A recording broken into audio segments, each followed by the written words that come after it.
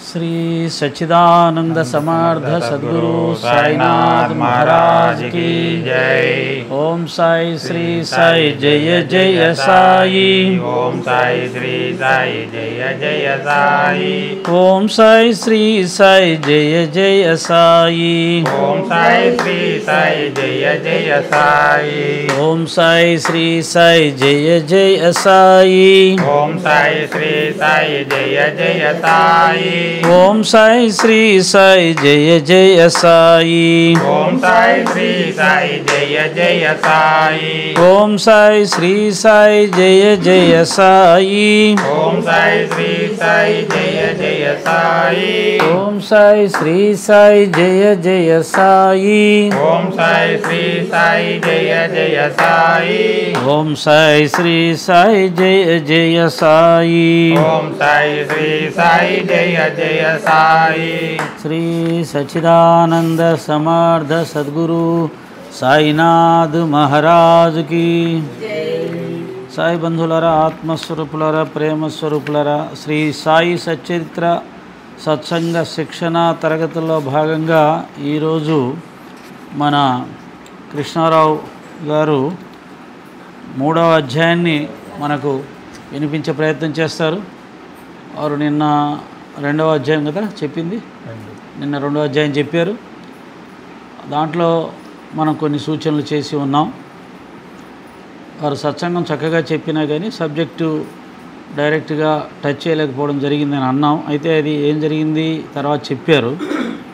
పెద్ద సచ్చరిత్రను ఫాలో అవ్వడం జరిగింది. పెద్ద సచ్చరిత్రలో ఉన్న విషయం ఏంటంటే, వారు కథ కంటే కూడా, లీల కంటే కూడా తత్వచర్చ చాలా విస్తారంగా చేశారు. ఆ విస్తారమైన తత్వచర్చలోకి వెళ్ళి మళ్ళీ కథలోకి రావడం అనేది సత్సంగంలో చాలా కష్టం.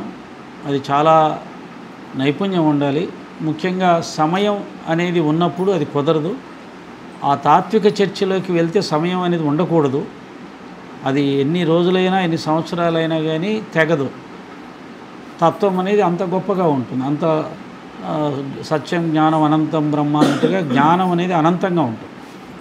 ప్రతి అధ్యాయంలో వారు అదే విధమైన తాత్విక చర్చ అనంతంగా చేశారు. అందుకని నేను ఎప్పుడు చెప్తాను, పెద్ద సచ్చరిత్ర అనేది మనమ్మ గారిది అది ఒక పిహెచ్డి కోర్స్ లాంటిది. ఆ స్థాయి ఉన్న వాళ్ళు మాత్రమే దాంట్లోకి అర్థం చేసుకోగలుగుతారు. సాధారణ సత్సంగాల్లో దాన్ని వాడడం కానీ లేదా పారాయణకి వాడడం కానీ కొంత అందరికీ అందుబాటులోకి కానీ అర్థం కావడం కానీ కొద్ది కష్టమవుతుంది. అది సమయాభావానికి అసలు సరిపోదు. వారం రోజుల పారాయణకి కష్టమే. అలాంటిది అది ఓకే. అందుకనే వారు పెద్ద సచ్చరిత్ర తీసుకోవడం వల్ల దాంట్లో సంఘటనలు విషయము లైట్గా టచ్ చేసేసి విస్తారమైన ఆధ్యాత్మిక చర్చలోకి వెళ్ళిపోవడం వల్ల ఇప్పుడు నాలాంటి వాడే కన్ఫ్యూజ్ అయిపోయాడు. అదేంటి సచ్చరిత్రలో టాపిక్లోకి ఏం రాలేదు ఆయన అని.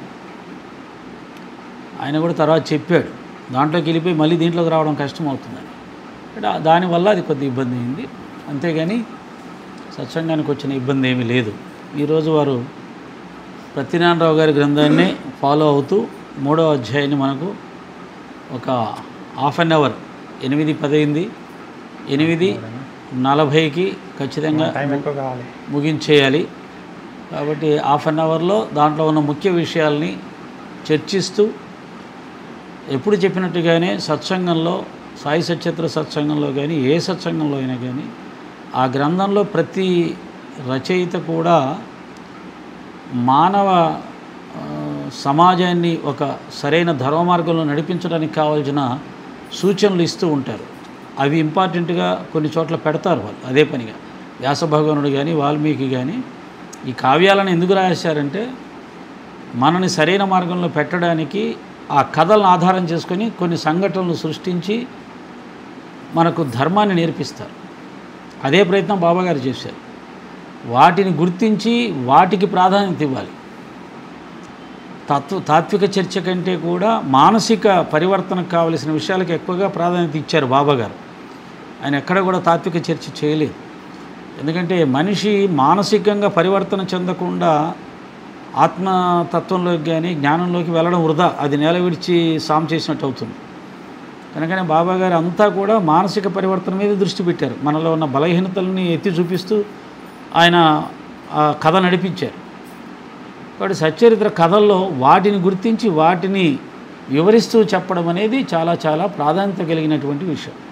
ఆ విషయంగా సత్సంగ ప్రవచకులు దృష్టి పెట్టాలని, అది సత్సంగానికి చాలా వాల్యూ తీసుకొస్తుందని, గుర్తింపు తెస్తుంది, ప్రయోజనం ఉంటుందని మరొకసారి నా యొక్క అభిప్రాయాన్ని మీకు తెలియచెప్తూ కృష్ణారావు గారిని సత్సంగం మొదలుపెట్టవలసిందిగా ప్రార్థిస్తున్నాను. ఓం శ్రీ సాయిరామ్. ముందుగా 3 సార్లు ఓంకారం చెప్తున్నాం. హరి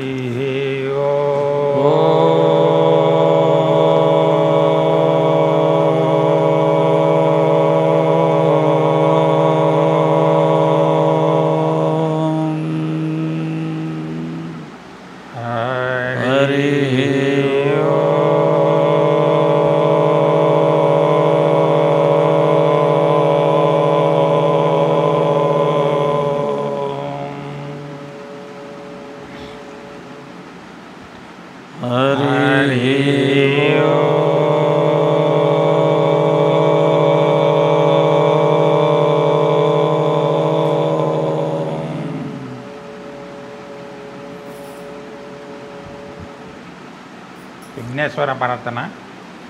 గజాననం భూతగణాదిసేవితం కపిప్తజంభుఫలసారభక్షితం ఉమాసుతం శోకవినాశకారకం నమామి విఘ్నేశ్వర పాదపంకజం. నమామి విఘ్నేశ్వర పాదపంకజం. నమామి విఘ్నేశ్వర పాదపంకజం. శ్రీ సాయినాథ నమ. 3వ అధ్యాయం. ఇందులో ముఖ్యమైన విషయాలు: సాయిబాబా అనుమతి, వాగ్దానం, భక్తులు వేరువేరు పనులకు నియమించుట, బాబా కథలు, దీపస్తంభములు, సాయి యొక్క మాతృప్రేమ, రోహిల్లా కథ, బాబా యొక్క అమృత తుల్యమగు పలుకులు. ఈ 3వ అధ్యాయంలో మా హేమడ్ పంతు రచించిన దానికంటే బాబా ముఖత జాలువారిన అమృతమైన పలుకులు ఎక్కువగా ఉన్నాయన్నమాట ఈ 3వ అధ్యాయంలో. మొదటి టాపిక్ సాయిబాబా యొక్క అనుమతి, వాగ్దానం. వెనకటి అధ్యాయంలో వర్ణించిన ప్రకారము శ్రీ సాయి చరిత్ర వ్రాయటకు బాబా అనుమతి నొసంగునట్లు ఇక్కడ నుడివిడిరి. బాబా ఇట్లా చెప్తున్నాడు: సచ్చరిత్ర వాయు విషయంలో నా పూర్తి సమ్మతి గలదు. నీ పనిని నీవు నిర్వర్తించుము, భయపడకము, మనసు నిలకడగా ఉంచుము, నా మాటల యందు విశ్వాసముంచుము. నా లీలలు వ్రాసినచో అవిద్య అంతరించిపోవును.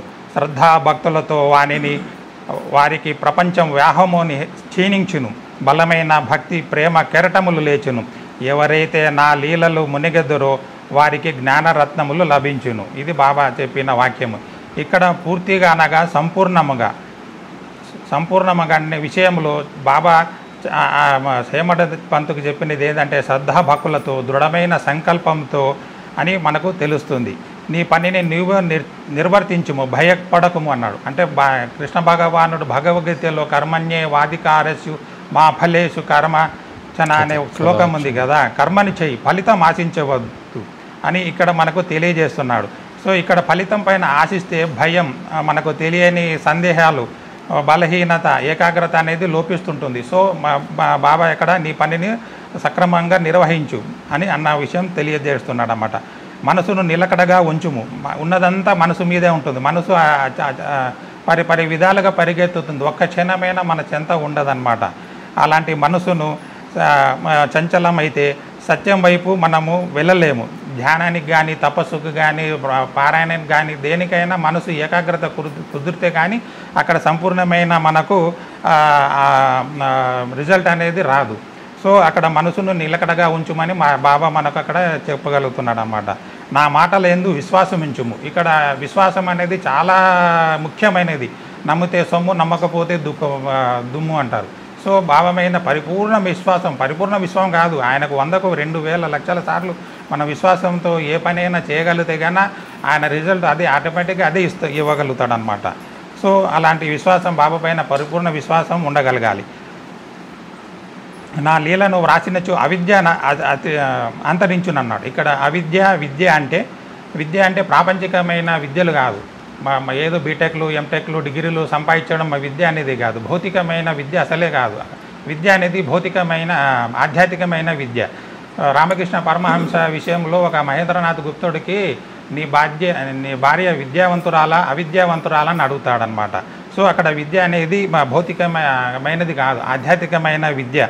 పరమాత్మే సత్యము నిత్యము ఉన్నది ఒకటే. సో అనేది విద్య అనమాట. అవిద్య అనేది లౌకికపరమైనది. ఇంకోటి, బాబా లీలలు వ్రాసిన వారికి ఎంత ఫలితం ఉంటుందో విన్నవారికి కూడా అంతే ఫలితం ఉంటుంది. సో అదొకటి తెలుసుకోగలిగాల బాబా చెప్పిన విషయంలో. బాబా గారి మార్గంలో ఒకసారి వచ్చిన మా బాబా మనకు వదిలిపెట్టే ప్రసక్తే ఉండదు. మనమన్నా ఎక్కడన్నా శ్రద్ధాభక్తులు లోపించవచ్చు, కానీ ఆయన ఏరుకోరి మళ్ళా మనకు సరైన మార్గంలో ఎంచుకొని ఆయనకు పయనించడానికి చూపుతాడనమాట, దారి చూపుతాడు. అలాగైతే ఎవరైతే నా లీలలు మునిగెదరో వారికి జ్ఞానరత్నములు లభించును అంటాడు. ఇక్కడ జ్ఞానరత్నములు అంటే ప్రతిసారి చదువుతున్నప్పుడంతా కొత్త కొత్త విషయాలు అనేది తెలుసుకుంటే ఉంటున్నాం. మొన్న సార్ చెప్తున్నప్పుడు చిరునవ్వు అనేది ఒక కాపాడితే విషయంలోనే ఉందని మొన్నటిదాకా అనుకుంటున్నాం. మనం ఇన్నిసార్లు చదువుకుంటున్నాం, కానీ చిరునవ్వు అనేది మొదటి అధ్యాయంలోనే మనకు స్పష్టంగా ఉందన్నమాట. సో ప్రతిసారి ఒక్కొక్క విషయం మనకు కొత్తగా స్ఫురిస్తుంటుంది. ఎన్నిసార్లు చదివినా నూతనంగానే కనిపిస్తుంటుంది అనమాట. ఈ సచ్చరిత్రలో బాబా విషయంలో మనకు అది అనిర్వచనమైన ఆనందదాయకమైన విషయము. సో ఇన్ని లక్షల మంది, ఇన్ని వేల మంది ఇన్నిసార్లు పారాయణం చేస్తున్నారంటే ఏదో ఒక కథగా రామాయణంగా చదవటం లేదనమాట. అక్కడ సాయిబాబా చరిత్ర చదువుతున్నారంటే వాళ్ళకు తెలియని ఆనందం అనేది ప్రతిసారి ప్రతి పారాయణంలో కలుగుతుంది. సో అక్కడ ఆ విధంగా ఆ జ్ఞానరత్నాలు అంటే ఒక విషయం మీద అర్థం ఉంటుంది, పరమార్థం ఉంటుంది, అంతరార్థం ఉంటుంది, జ్ఞానార్థం ఉంటుంది, ఆధ్యాత్మికమైన నిగూఢమైన అర్థం ఉంటుంది. ఇవే జ్ఞానరత్నాలు అన్నమాట.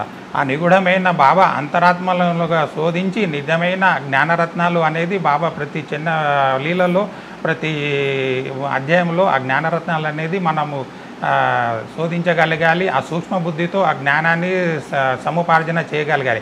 అవి ఇక్కడ బాబా చెప్పిన జ్ఞానరత్నాలు.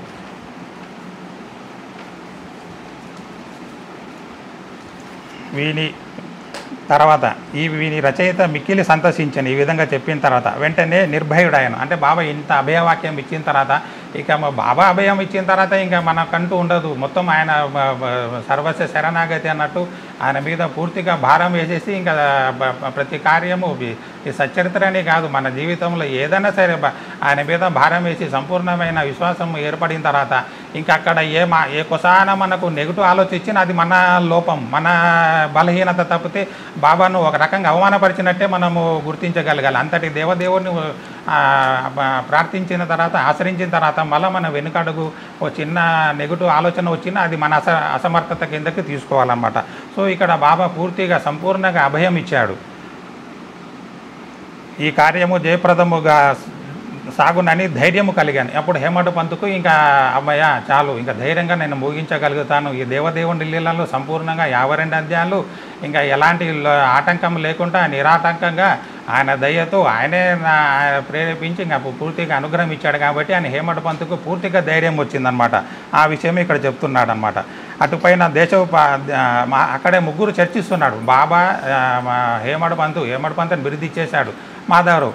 తర్వాత హేమడు పంతుతో బాబా ఇలా ఇక్కడ చాలా ఇంపార్టెంట్ విషయం చెప్తున్నాడు అనమాట. ప్రేమతో నా నామమును ఉచ్చరించుము, వారి కోరికలను నెరవేర్చేదను, వారిని భక్తి హెచ్చించును, వారికి అన్ని దిశలయందు కాపాడేది. ఎవరైతే మనపూర్వకంగా నాకు పూర్తిగా ఆధారపడి ఉన్నారో వారి కథలు వినున్నప్పుడు అమిత ఆనందము పొందెదరు. నా లీలలో గానము చేయు వారికి అంతులేని ఆనందమును శాశ్వతమైన తృప్తినిచ్చేదనని నమ్మును. ఎవరైతే నా శరణు వేడదరో భక్తి విశ్వాసములతో నన్ను పూజించదరో నన్ను స్మరించెదరో నా రూపము తన మనసును నిలుపుకొనేదరో వారి దుఃఖ బంధనముల నుండి తప్పించును. ప్రాపంచిక విషయములన్నిటిని మరిచి నా నామమే జపించుచు నా పూజనే సల్పుచు నా లీలలో చరిత్రమును మననము చేయుచు ఎల్లప్పుడూ నన్ను జ్ఞప్తికి ఉంచుకున్న వారు ప్రపంచ విషయములు ఎట్టు తగులుకొందురు. వారికి మరణ భయము నుండి కూడా లాగేదను. నా కథలు వినినచో సకల రోగములు నివారించబడును. కావున భక్తి శ్రద్ధలతో నా కథను వినము, నా మననము నిలుపుము. ఆనందముగా తృప్తి ఇదే మార్గము. భక్తుల యొక్క గర్వహంకారములు నిష్క్రమించును. నా లీలలు విను వారికి శాంతి కలుగును. మనపూర్వకమైన నమ్మకము గలవారికి శుద్ధ చైతన్యతో తాదాత్మ్యము కలుగును. సాయి సాయి అని నామము జ్ఞప్తి ఉంచుకున్నంత కాలము మాత్రమున చెడు పలుకుట వలన వినుట వలన కలుగు పాపములు తొలగిపోను. ఇంత అభయము ఏ అవతార పురుషుడు, ఏ రాముడు కృష్ణుడు కూడా ఇంత అభయం ఇవ్వలేదన్నమాట. ఈ చిన్న ప్రేరాలో చాలా అభయం ఇచ్చేశాడనమాట. సో సచ్చరిత్ర స్టార్టింగ్ మొదలుపెట్టి ఆయన హేమడు పంతుకు పర్మిషన్ ఇవ్వగానే ఇంత అభయము, ఇంత విషయకరణగా బాబా అభయాలు ఇచ్చేశాడనమాట. దాన్ని కొద్దిగా లోతుగా ఆలోచిస్తే, ప్రేమతో నామమును ఉచ్చరించుమన్నాడు. ప్రేమ లేనిది ఏది సాధించలేం. ప్రేమ ఉంటే అన్నీ జయించినట్లే. ప్రేమ ఉంటే ఒక్క ప్రేమ సాధించేమంటే అన్నీ వచ్చినట్లే. ప్రేమ లేనిది అంతా వ్యర్థమే. ప్రేమ అంటే ఇక్కడ ఇష్టం అన్నమాట. ఒక ప్రేమను సాధిస్తే, నిర్మలమైన ప్రేమను సాధిస్తే నిస్వార్థమైన శుద్ధమైన ప్రేమ అనన్యం.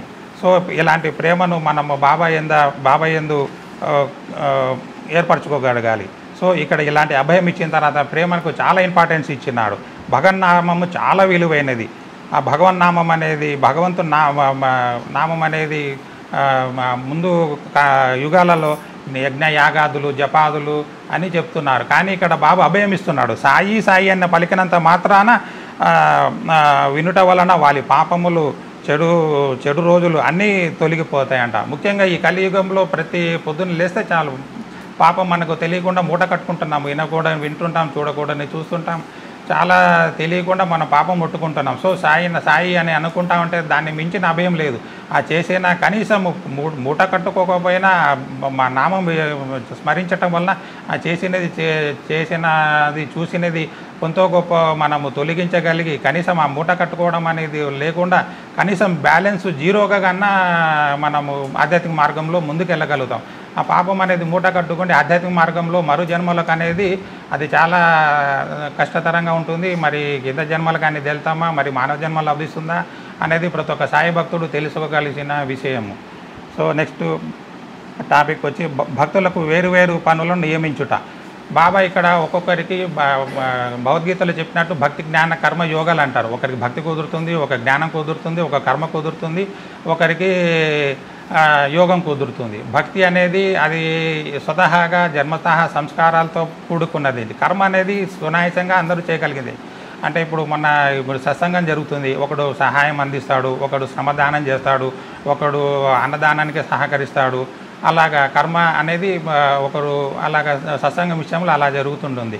అలా సమాజంలో అయితేకైనా సమాజపరంగా ఏదో కొంత గొప్ప సమాజానికి సేవ చేయగలగాలి. ఎండాకాలం వస్తే ఒక చలివేంద్రం ఏర్పరచగలగాలి.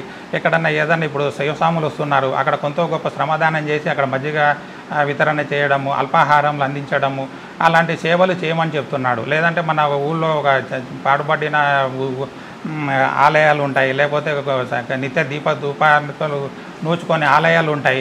దానికి కొంత గొప్ప మనం సాయం చేయగలగాలి. అంటే బాబా ఒక్కొక్కరికి ఒక్కొక్క పని అప్పగజెప్పాడనమాట. ఇప్పుడు మనకు అవకాశం ఏ చిన్నగా వచ్చినా ఈ కలియుగంలో పుణ్యం సంపాదించుకోవాలన్నా చాలా కష్టం అన్నమాట. కనీసం ఒక పక్షికి అన్నం వేయాలంటే ఇప్పుడు చుట్టూ గ్రిల్స్ అయిపోయినాయి, మెషులు అయిపోయినాయి. ఒక చిన్న పక్షికి ఆహారం వేయాలన్నా మనకు అవకాశం లేని రోజులు. పుణ్యం సంపాదించుకోవాలంటే చాలా కష్టంగా ఉంది. అక్కడ మేము పాత ఇంటి దగ్గర చిన్న తొట్టె పెడితే, నీళ్లు పెడితే, ఆవులకు పెడితే 10 మంది 10 రకాలుగా వచ్చి మాకు తిట్టిపోశారు. పేడ వేస్తున్నారు, మీకు ఎవరు పెట్టమన్నారు నీళ్లు, ఇక్కడంతా రోత చేస్తున్నారు.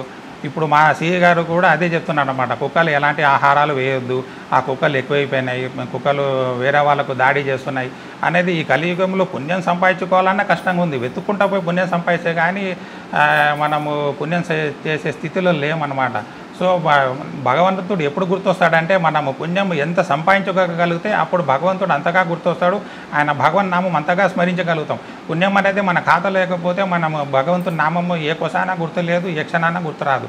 సో భగవంతుని నామం గుర్తు రావాలన్నా, భగవంతుడికి మనం ఆరాధించాలన్నా, పూజించాలన్నా, కొంత గొప్ప ఆయన కేటాయించాలన్నా పుణ్యం సంక్షేమం అనేది మనం సంపాదించకపోతే రాను రాను తరాలకు, రాను రాను రోజులకు చాలా కష్టతరం అవుతుంది. సో పుణ్యం అనేది ఇక్కడ చాలా ఒక్క నుంచి చెప్పుకోగలుగుతున్నాం. సో బాబా అందుకోసం ఒక్కొక్కరికి ఒక సంస్కారాలు ఇచ్చాడు. ఒక చాకటి కోటేశ్వర ఒక ప్రవచనం చెప్తాడు, కానీ ఆయన వచ్చి ప్రవచనం చెప్పేంత వరకు ఒకడు కార్ అరేంజ్ చేస్తాడు, ఒకడు ఫంక్షన్ హాల్ ఇస్తాడు, ఒకరికి అలాగనమాట. ఒక్కొక్కరికి ఒక్కొక్క కర్మలు విధించాడనమాట. సో అలా బాబా ఒక్కొక్కరికి ఒక్కొక్క పని అప్పచెప్పగలిగాడు. ఇక్కడ నెక్స్ట్ బాబా కథలు దీపస్తంభములు అంటారు. బాబా దీపస్తంభములు సముద్రం మధ్యమునున్న దీపస్తంభములు పడవలు వైపు వారు వెలుతురు రాళ్ళు రప్పలు కలుగు హానులు తప్పించడం సురక్షితంగా ప్రయాణించుడు. ప్రపంచమున మహాసముద్రంలో బాబా కథలను దీపములు దారి చూపమును.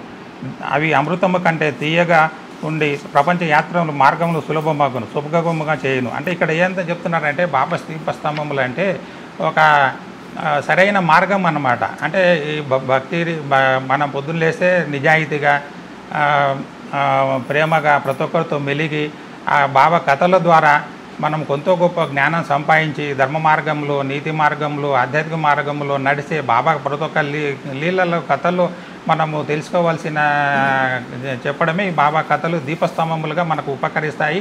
ఆ మార్గంలో ముందుకు వెళ్ళడానికి పనికొస్తాయని బాబా దీపస్తంభములుగా అక్కడ చెబుతున్నాడు.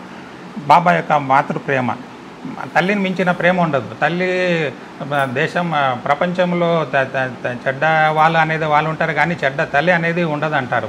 మాతృ మించిన ప్రేమ ఇంకోటి ఉండదు. సో బాబా దగ్గర నుంచి మాతృ ప్రేమను మనము ఎంతో చూడగలుగుతాం. పొద్దున్నే లేసి ఆయనతో ఎన్నో రకాలుగా సహాయపడుతుంటాడు. ఒక మూర్తికి అలాంటి ప్రేమ కలిగి ఉంటాం కాబట్టి బాబా దగ్గర నుంచి అలాంటి మాతృప్రేమ అనేది మనము ఇక్కడ తెలుసుకోగలుగుతాం. ఆవు దూడ ఎట్లా ప్రేమించునో అందరికీ తెలిసిన విషయమే. అది పొదుగునప్పుడు ఎట్లు నిండునో దూడకు కావలసిందనప్పుడు కుడినచో పాలు ధారగా కారును. అలాగే బిడ్డకు పాలు ఎప్పుడు పెట్టును. ఇక్కడ ఏం చెప్తున్నాడంటే ఒక తల్లి బిడ్డకు తల్లి బిడ్డకు ఆశించి ప్రేమిస్తుంది. ఆ చిన్న బిడ్డగా ఉన్నప్పుడు ఆ పసి వయసులో ఆయనకు మంచిగా అలంకరణం చేసి ఆయనలో ఒక కృష్ణుడుగా రాముడుగా ఇష్టదేవతాన్ని చూస్తూ ఎంతో ప్రేమించి లాలించి అన్ని సపర్యాలు చేస్తూ అక్కడ ఎలాంటి స్వార్థం ఉండదు. కనీసం పెద్దగా అయిన తర్వాత ఒక స్వార్థం అనేది ఏర్పడవచ్చు. తల్లిలో ఏర్పడవచ్చు, తండ్రిలో కొడుకులో బిడ్డలో ఏర్పడవచ్చు. నేను ఇంతకాలం చూశాను కదా నన్ను చూడమని, లేకపోతే బిడ్డ నాకేం సంపాదించావని, ఏం చూసావని, ఏం ఆస్తులు సంపాదించావని అడుగుతారు. కానీ బాబా విషయంలో అలాంటి ప్రేమ కంటే ఇంకా ఎక్కువ మనము పొందుతున్నాం అన్నమాట. సో తల్లి ప్రేమ అనేది చాలా ఉన్నతంగా ఉంటుందని అక్కడ మనము తెలుసుకోవాలి. తల్లి ప్రేమకు సరిపోల్చు తగినది లేదు. ఆ అసామాన్యము నిర్వాణము సద్గురువులు కూడా నీ మాతృప్రేమ వారు శిష్యులందు చూపదురు. సాయిబాబా యొక్క కూడా ప్రేమై ఉంటుంది. దానికి కింది హృదయాలు అన్నమాట. ఇక్కడ హేమడ్ పంతు రిటైర్డ్ అయిపోతాడు. రిటైర్డ్ అయిపోతే మనకు సగం జీతం కంటే తక్కువ వస్తుంది.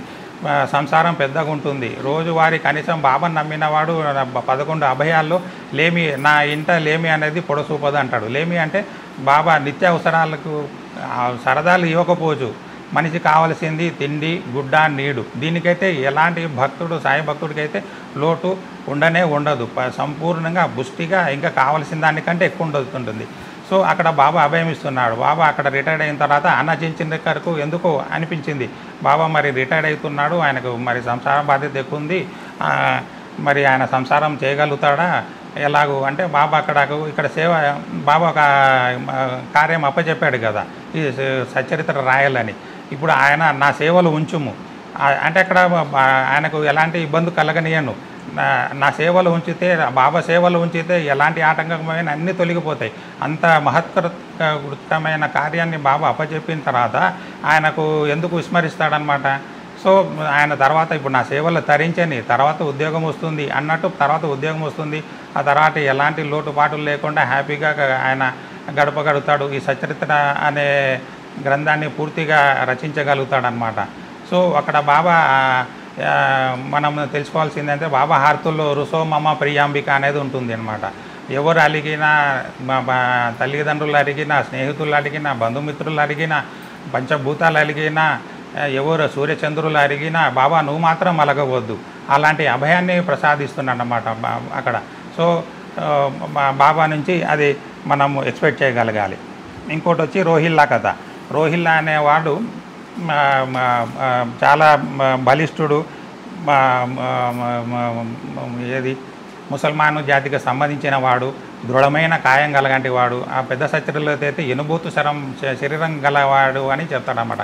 అంటే ఆయనకు మంచి పూర్వజన్మ సంస్కారాల వల్ల ఈ బాబా మార్గంలో భగవంతుని మార్గంలో ఆధ్యాత్మిక మార్గంలో వెళ్ళాలని ఉంటుంది. కానీ కొన్ని మనిషి అన్నాక బలహీనతలు వస్తుంటాయి. ఆ బలహీనతల వల్ల ఆయన ప్రతిసారి ఇబ్బంది పడుతూ ఆ మార్గంలో ముందు పోలేక సంశయపడుతూ ఇబ్బంది పడుతూ ఉంటాడనమాట. ఆయన అలాంటి రోహిల్లా గట్టిగా అల్లాహో అక్బర్ అని అరుస్తుంటాడనమాట. ఒక అల్లాహో అక్బర్ అంటుంటాడు. ప్రతిసారి చెడు ఆలోచన వచ్చినా, చెడు విచారణ వచ్చినా ఏం చేయాలో అర్థం కావట్లేదు. ఆయనకు తెలిసిందంతా మనసుని భగవంతుడిపైకి లగ్నం చేయాలి. ఏదో మన మనసులో అనుకుంటా అంటే పరి విధాలుగా పరిగెత్తుతుంటుంది మనసు. కానీ మనం గట్టిగా చదవడం వల్ల, గట్టిగా స్మరణ చేయడం వల్ల ఆ మనసు ఏకాగ్రతమై ఆ భగవంతుని నామం వైపు తిప్పగలుగుతాం. అలాగా బాబా ఆయన అల్లాహు అక్బర్ అని చెప్తుంటే అక్కడ షిరిడి ప్రజలంతా పగలంతా పాము కాయ కష్టం చేసి, ఇప్పుడంటే ఉద్యోగాలు, ఏసీలు, ఫ్యాన్ల కింద కూర్చొని సునాయాసంగా ఎలాంటి కష్టం లేకుండా ఒక రకంగా చెప్తే అంటే ఇంటికంటే మనం పోయి ఏసీలో కూర్చుంటున్నాం. నాకు విచారణ బాగుంటుంది డ్యూటీలో ఇంట్లో కంటే. అక్కడ 8 గంటలు హ్యాపీగా చదువుకోవడం అలా ఉంటుందన్నమాట. సో అలాంటి పరిస్థితులు ఆ రోజుల్లో లేవు. కాయ కష్టం చేయాల్సిందే, ప్రతి ఒక్కడు వృత్తి విద్యలు నేర్చుకోవాల్సింది. కమ్మరోడు కొండలు చేయాల్సిందే, రైతు పొలం దున్నాల్సిందే, అలాంటి వృత్తి విద్యలు చేసి బతకాల్సిందే అనమాట. అలాంటి కాయ కష్టం చేసిన షిరిడి ప్రజలు రోహిల్లా వల్ల రాత్రిపూట సరైన నిద్ర లేక బాబాకు పోయి కంప్లైంట్ చేస్తారనమాట. బాబా ఏంది బాబా మాకు ప్రశాంతంగా నిద్రపోనేయట్లేదు అంటే, బాబా చమత్కారంగా మళ్ళీ అక్కడ అంటాడు, అవునన్నా నిజమే, ఆయన నన్ను కూడా నిద్రపరచట్లేదు, సరే నేను చెప్తాను. కానీ బాబాకు అంతరార్థం తెలుసు అనమాట.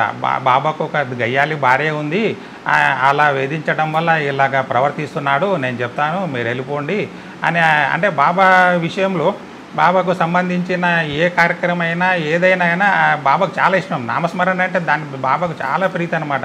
అలాంటి నామాన్ని వీళ్ళు వచ్చి కంప్లైంట్ చేస్తున్నారు అని ఆయనకు రోహిల్లా మీద ఎలాంటి కోపము, ద్వేషం అయితే ఉండదు. ఇంకా సహకరించడానికి మన విషయంలో కూడా ఏదన్నా ఒక బాబా సంకల్పించిన ఏదన్నా ఒక పని చేయాలంటే అన్ని సుగమం చేస్తాడు, ఇంకా తొందరగా చేస్తాడనమాట. అది ఎస్పెషల్లీ బాబాకు సంబంధించిన ఈరోజు 4 ఆరతులు చేయాలనుకుంటే కంపల్సరీ 4 ఆరతులు చేసుకోగలుగుతాం.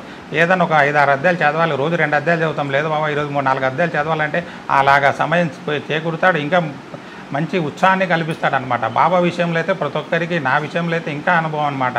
బాబా మనం సంకల్పించుకోవాలి కానీ అక్కడ ప్రతి విషయంలో మనం బాబాకు సంబంధించిన ఏ చిన్న విషయమైనా సుగమం అనేది చేస్తాడు, ఇంకా ప్రోత్సహిస్తాడు, ఇంకా ఆనందకరంగా 2 ఉత్సాహంతో ఆ పనిని పూర్తి చేయగలుగుతాడు. అక్కడ మనకు ఎలాంటి ఇబ్బంది కలగకుండా ఉంటాడు. సో ఇక్కడ రోహిల్లాకి అనేది గయ్యాలి భార్య అనేది లేనే లేదు. ఈ చెడు సంకల్పాలు, చెడు ఆలోచనలే ఆ గయ్యాలి రూపంలో అలా వేసొస్తుందని అక్కడ అమాయక ప్రజలను నమ్మపరిచి పంపించేస్తాడనమాట. సో రోహిల్లా ఒక రకమైన అవధూత స్థితి కానీ చెప్పుకోగలుగుతాం. మనము అవధూతల దగ్గరికి వెళితే అలానే ఉంటారు, కొడతారు, తిడతారు, దగ్గరికి రానియరు. సో అలాంటి స్థితిలో ఉన్న చిన్నపాటి అవధూత రోహిల్లాను అనుకోవచ్చు అన్నమాట.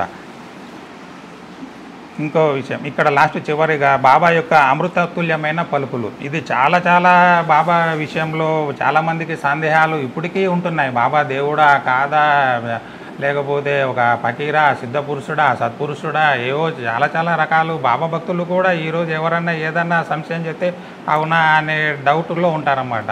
మొన్న మా సిస్టర్కి ఏంది బాబా డబ్బులు వేసాను అన్నీ ఎక్కడికో మసీదుకి వెళ్ళిపోతున్నాయి అంటే, ఏమ్మా ఇంతే నన్ను నేర్చుకుంది, చూసుకుంది, ప్రతిసారి చదువుతున్నావు, ఎవరో చెప్పినంత మాత్రాన అలా నమ్మేచ్చే, అలాంటిదేం కాదు, ఆ వీడియో ఇంకోసారి క్షుణ్ణంగా చూడు, అది మన కరెన్సీ కాదు అని చెప్తే అవునా అని అలా నమ్మారనమాట. ఎంతో అంటే గత 10 సంవత్సరాలుగా బాబాను నమ్ముతూ షిరిడీకి వెళ్తూ ఇంట్లో సత్సంగాలు చేస్తూ ఏ చిన్నపాటి సంశయము బాబా మీద వచ్చేసినా పూర్తిగా నమ్మేస్తున్నారు. అలా ఉండకూడదు. మన బాబా గురించి చెప్తే ఒకటే అన్నాడు, తలనే తీసి అక్కడి నుంచి తప్పించుకోమని వెళ్ళిపోమని చెప్తున్నాడు.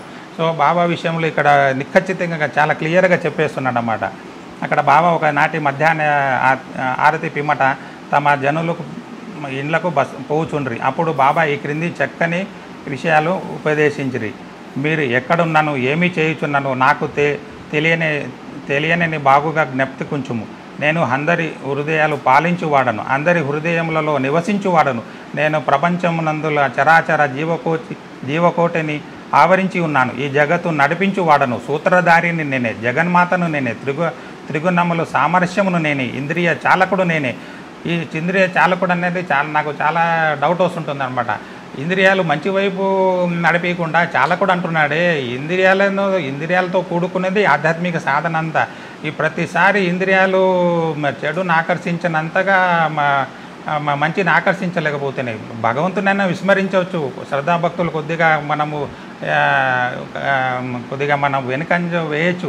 ఒకరోజు 2 రోజులు బాబాను గుర్తు పెట్టుకోకపోయినా స్మరించకపోయినా ప్రాబ్లం లేదు. కానీ ఈ ఇంద్రియాల విషయంలో, మాయా విషయంలో మాత్రం అప్రమత్తంగా ఉండాలి సాధకుడు కానీ భక్తుడు కానీ. ఈ ఇంద్రియాలు అప్రమత్తంగా లేకపోతే బాబా మనకు దగ్గర ఆటోమేటిక్గా మాయను మనం జయించగలిగితే బాబా ఆటోమేటిక్గా మనకు దగ్గర అవుతాడు. సో ఇంద్రియ చాలకుడు నేనే అంటున్నాడు. మరి ఇంద్రియ చాలకుడు అన్నప్పుడు బాబా మంచి విషయాల్లో నడిపిస్తే చాలా బాగుంటుంది. ప్రతిసారి బాబా దగ్గర ప్రార్థించుకునేది అదే. నేను వేరేది ఏది అడిగాను. నా ఇంద్రియాలన్నీ సన్మార్గం వైపు నడిపించమని కన్నీటి ప్రార్థన చేసుకుంటాను. కానీ ఈ రోజుకి ఇంకా ఏది క్షీరసాగర మదనంగా నేను పోరాడుతూనే ఉన్నాను.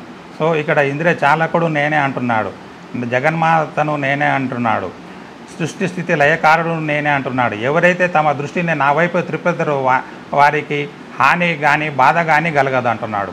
అంటే ఎలాంటి ఆటంకాలు ఇప్పుడు చాలామంది చెప్తుంటున్నారు. గర్లపూడి సారు విషయంలో అయితే పెద్ద యాక్సిడెంట్ అయింది. కారును చూస్తే అంట మొత్తం కారు యాక్సిడెంట్ అయితే విషయంలో అయితే కన్నా మనిషి ఏమాత్రం మిగిలడంట. అలాంటి సందర్భంలో కూడా ఇప్పుడు నేను పాప కోసం 3-4 సార్లు ఈ మధ్య నెలకు ఒకసారి 2-4 సార్లకి వెళ్తుంటా. ఒక్కొక్క డ్రైవర్ ఒక్కొక్క ర్యాష్గా డ్రైవ్ చేస్తుంటాడు అన్నమాట. క్షణికమైన గ్యాప్లో తప్పించుకొని వస్తుంటాం. అంతా బాబా నిదయాన్ని క్షేమంగా వస్తున్నామని శతకోటి కృతజ్ఞతలు బాబాకు రాగానే చెప్పుకుంటాం అన్నమాట. సో ఇక్కడ ఎలాంటి హాని కానీ ఆపద కానీ బాధ కానీ మనకు కలగనియడనమాట. సో నన్ను మరిచిన వారికి మాయ శిక్షించుని అంటున్నాడు. అదే చెప్పాను కదా, ఇందాక చెప్పినట్టు భగవంతుడిని కొంత గొప్ప శ్రద్ధాభక్తులు కొద్దిగా విస్మయించిన ఈ మాయను అప్రమత్తంగా ఉండకపోతే ఆయన కంపల్సరీ శిక్షించునని చెప్తున్నాడు. పురుగులు, చీమలు తదితర దృశ్యమాన చరాచర కోటి జీవ అంతము నా శరీరమే, నా రూపమే అంటున్నాడు. చీమ, దోమ ప్రతిదీ ఈ చూసేదంతా కలిపి నేనే అంటాడు. సో ఇక్కడ ప్రతిదీ అంటే చరాచర వస్తువులు అంటే ప్రాణం ఉన్నది, ప్రాణం లేనిది, జీవం ఉన్నది, జీవం లేనిది, ఈ చిదాకాశము, అఖండ ఆకాశము అవేవో ఉంటున్నాయి అనుకుంటున్నాం కదా, అవన్నీ అండపిండ బ్రహ్మాండంలో నేనే ఉండి ఉన్నానని ఇక్కడ క్లియర్గా చెప్తున్నాడు. సో ఇంత అమూల్యమైన మాటలు విని వెంటనే నా మనసులో ఒక నౌకరి యొక్క ప్రయత్నించక గురుసేవలో నిమగ్నటం నిశ్చయకుంటుంది. ఇంత బాబా అభయం ఇచ్చిన తర్వాత ఇంకా అంటే ఇప్పుడు ఏదన్నా ఇంట్లో లోటు ఉందనుకోండి, మనశ్శాంతిగా ఏది మనస్ఫూర్తిగా చేయలేం. ఒక పనిని మనస్ఫూర్తిగా ఏదన్నా లగ్నం చేయాలంటే అక్కడ మనకి ఎలాంటి ఆటంకం లేకుండా వేరే విషయం మీద డబ్బుల విషయంలో కానీ ఇంకోటి విషయంలో కానీ దాని మీద లగ్నం లేకుండా పూర్తిగా మనసుగా లగ్నం చేస్తేనే ఆ కార్యక్రమంలో పాల్గొనైతే పరిపూర్ణమైన ఆనందాన్ని ఆస్వాదించగలుగుతాము.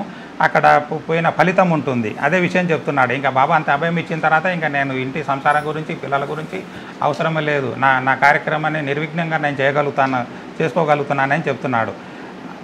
కానీ అన్నాచించరకు ప్రశ్న బాబా చెప్పిన సమాధానం నా మనసు నిండుండడు.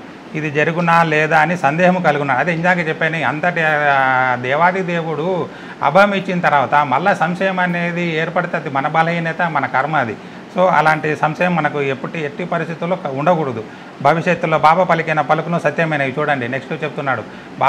ఆయనకు రచన కార్యక్రమం పూర్తయిన తర్వాత ఆయనకు జీవనం గడపడానికి ఒక పెద్ద ఉద్యోగం ఇవ్వగలిగాడు అనమాట. సో అక్కడికి సత్యమైందని చెప్తున్నాడు. ఆయనకు ఒక సర్కారు ఉద్యోగం దొరికిందంట.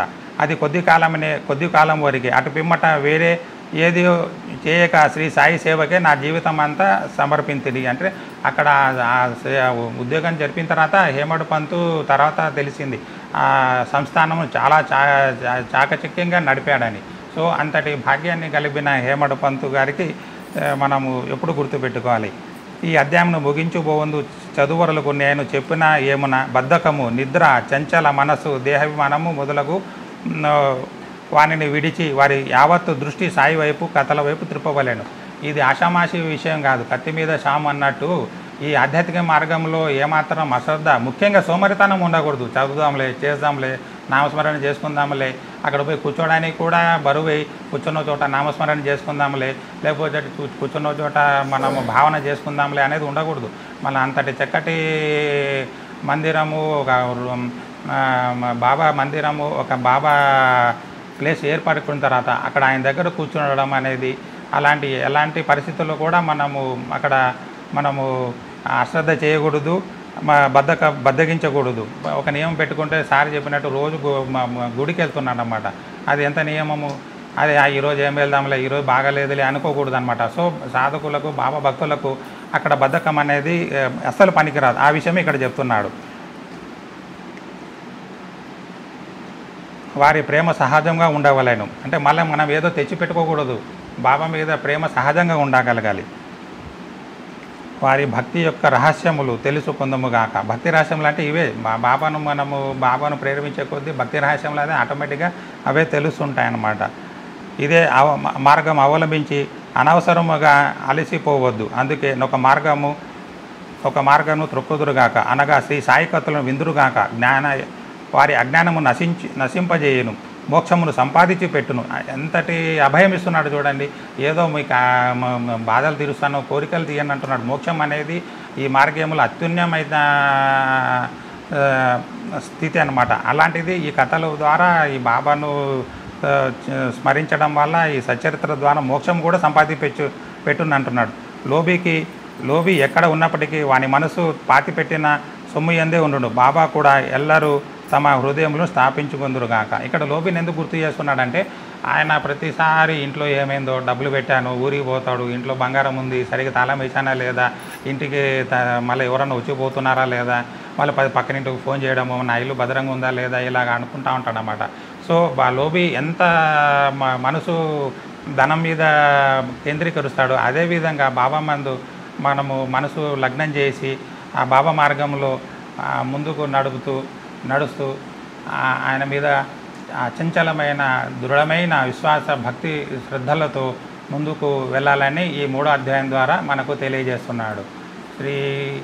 ఓం శ్రీ సాయిరామ్. శ్రీ సచ్చిదానంద సమర్థ సద్గురు సాయినాథ్ మహారాజ్కి జై.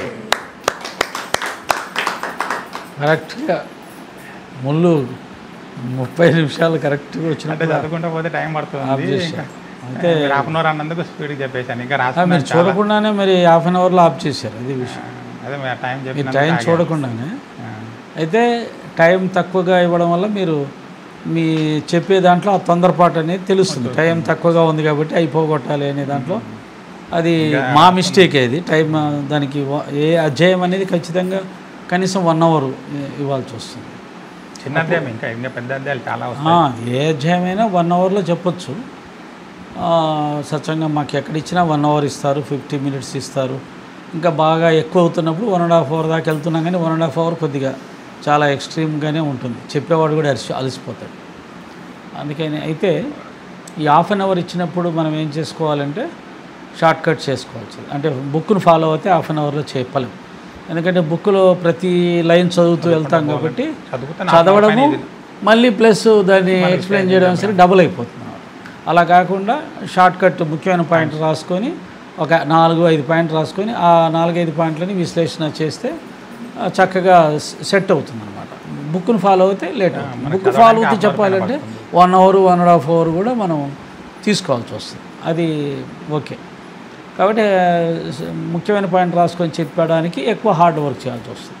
ఆ పాయింట్ చూడగానే ఆ పాయింట్కి సంబంధించి ఒక 10 నిమిషాలు మాట్లాడగలిగిన నాలెడ్జ్ మనకు ఉండాల్సి వస్తుంది. అదొకటి బాగా చెప్పారు. తర్వాత ఇంద్రియ చాలకుడు అని అన్నారు. అది మంచి పాయింట్.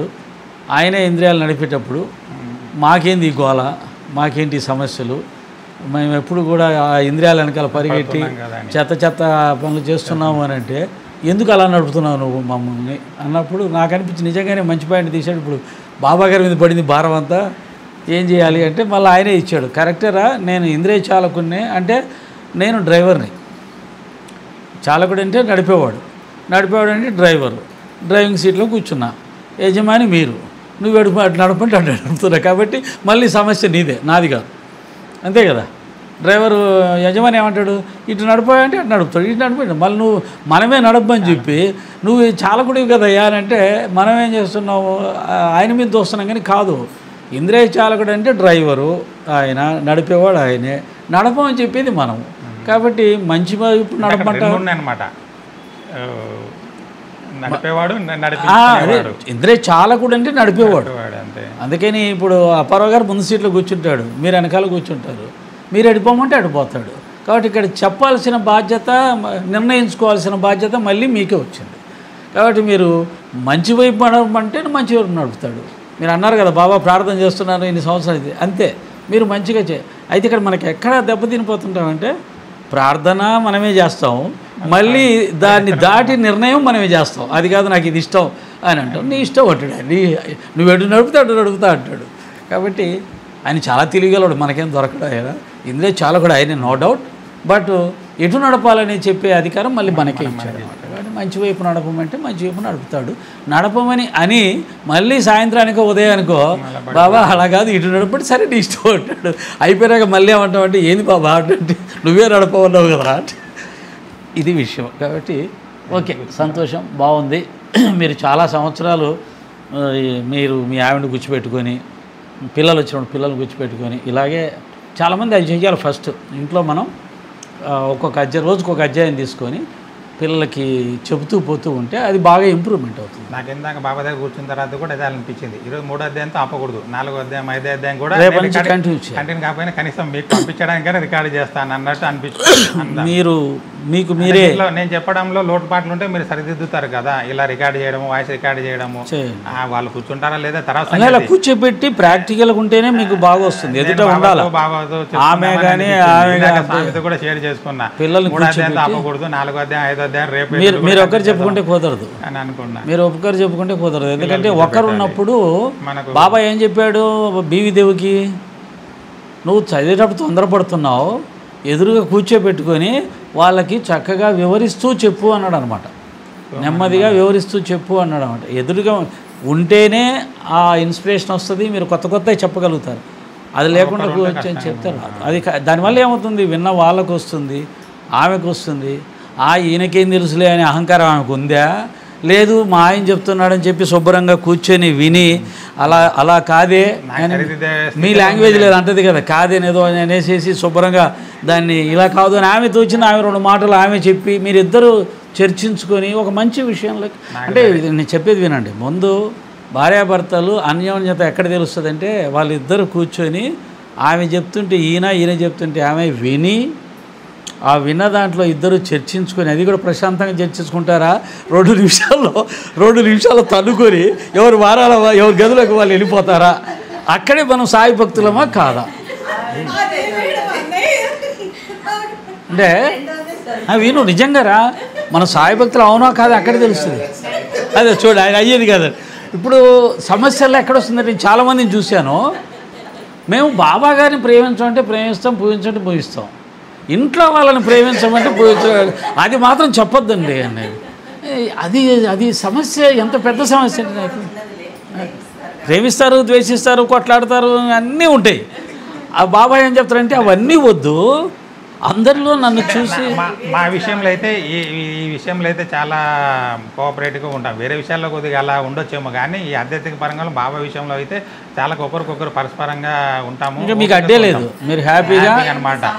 ఆమె చెప్పినా నేను వింటాను, కాదనేది ఉండదు, నేను చెప్పిన ఆమె ఓకే. చూద్దాం, మీరు రేపటి నుంచి ఇంప్లిమెంట్ చేయండి. ప్రతి రేపటి నుంచి 4వ అధ్యాయం మొదలుపెట్టి మీరు చదవండి, ఇలాగే విశ్లేషించేసి ఆమెకు చెప్పండి. చెప్పిన తర్వాత మీరు ఏం చేస్తారంటే, నేను చెప్పిన దాంట్లో ఏమన్నా తప్పు ఉందా, నీకేమన్నా ఇంకా కొత్తగా ఆమెకు కూడా తెలుసు, ఆమె చెప్తుంది. అప్పుడు మీరు దాన్ని విని నిజమే నాకంటే బాగుంది అని తీసుకుంటారా, నాకంటే బాగా చెప్తావు నువ్వు అని నేను చెప్తున్నాను. ఆమె కానీ మీరు కానీ ఆ విధంగా అన్యోన్యంగా చేసుకోగలిగితే మీరు చాలా జయించినట్టు లెక్క. ఈ విషయంలో హ్యాపీగా, వేరే విషయాలు ఏదో డబ్బు విషయంలో ఇంకో విషయంలో అయితే అలా ఉంటుంది, కానీ ఆమెది నెగ్గాలి నాది నెగ్గాలని ఉంటాయి. బాబా విషయంలో అయితే హ్యాపీగా రేపటి నుంచి అది ఇంప్లిమెంట్ చేయండి.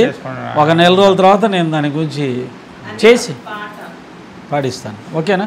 మరి ఆయన హుసేనప్ప ఉన్నాడు, ఓకేనా? పర్లేదు. తర్వాత